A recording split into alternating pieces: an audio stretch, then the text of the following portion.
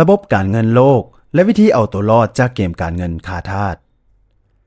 EP 13 ภาพลวงตาที่คนหัวดีเขาคิดค้นขึ้นมาเพื่อลวงตาคนทั่วโลก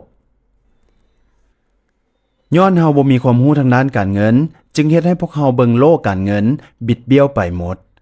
พอยามใดพวกเฮาก็เบิ่งราคาสินค้าโดยผ่านเลนของเงินสดจึงเฮ็ดให้รู้สึกว่า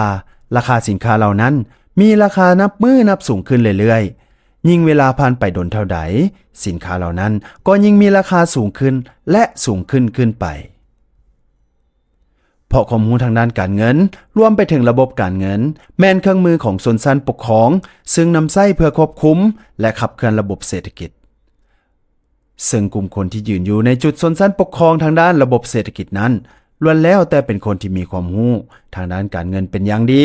จึงสามารถกำหนดนโยบายและชี้นำให้คนที่ขาดความรู้ให้ไปตามทิศทางที่พวกเขาต้องการได้ตามใจสิ่งทำอิฐที่กลุ่มคนหัวดีเหล่านี้ได้สร้างภาพลวงตาขึ้นมาก็คือคำว่าความเชื่อมั่นเช่นสหรัฐอเมริกาได้สร้างเจี้ยใบหนึ่งขึ้นมาเป็นธนบัตรและใส่ชื่อมันว่าดอลลาร์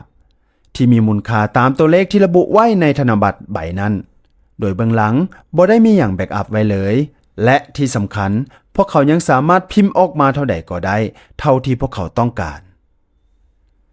ต่อมาพวกเขาได้สร้างมูลค่าของมันขึ้นมาด้วยความเชื่อมั่นที่พวกเขาประกาศไปทั่วโลกว่า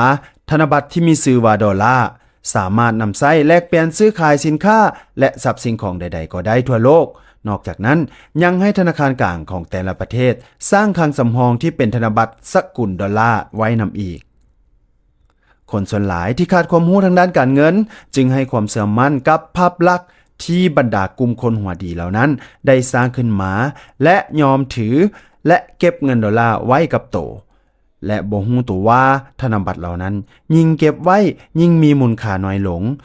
แต่กงกันข้ามพวกเขาจะรับรู้และห้องโอดโอยเพียงแต่ว่าราคาสินค้าเข้าของเครื่องใช้นั้นแพงขึ้นนับมือโดยที่บ่เคยหรือเว้าออกมาเลยว่าเงินมีค่าเสื่อมลงแต่อย่างใดนี่เป็นเพียงหนึ่งภาพลวงตาที่กลุ่มคนหัวดีได้คิดค้นขึ้นมาเท่านั้นในความเป็นจริงแล้วเกมการเงินนี้ยังมีภาพลวงตาอีกจำนวนหลายที่พวกเขาได้สร้างขึ้นมาให้คนที่ขาดความรู้ทางด้านการเงินได้เบิ่งไปอีกมุมหนึ่งและย้อมทุกข์จนลงด้วยความเต็มใจโดยบ่ฮู้โต